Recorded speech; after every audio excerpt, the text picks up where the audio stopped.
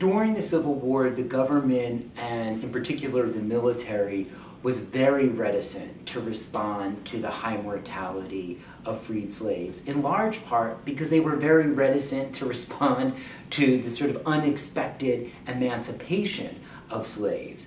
And so politically, there was a huge question about what to do to these people who were sort of liberating themselves and arriving at Union lines asking for shelter. And first, the government sort of pushes them away. O.O. Howard, who was known in the 19th century as being this sort of the Christian general, he's sort of known as being one of the more benevolent leaders of the military, actually writes in his autobiography years after the war that when an enslaved woman and her child attempted to seek refuge in his camp, he refused to let her in large part because there was no military policy to actually allow her in.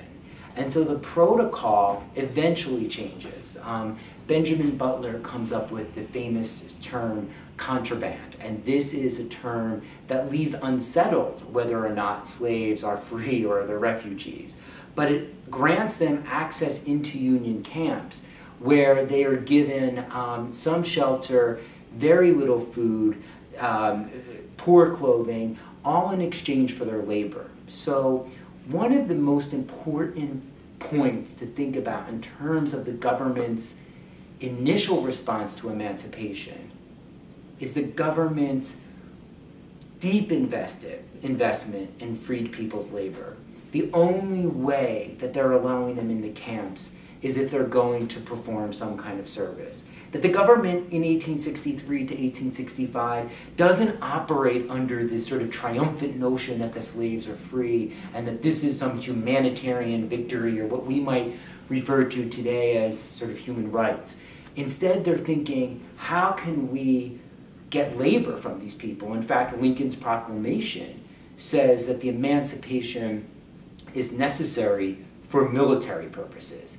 So that sets a template that guides federal policy throughout the 1860s. And what we begin to sort of see is that in the creation of the Medical Division of the Freedmen's Bureau that responds to this massive mortality, this sheer devastation, it's in many ways connected to questions about labor. That the government sets up these asylums, like they did in the antebellum South, as a way to separate those who could work from those who could not work. So the creation of this first system of national health care and this first system of national hospitals does in fact respond to the chilling mortality and the disease epidemics, but it's not divorced from the broader labor struggles that define this period.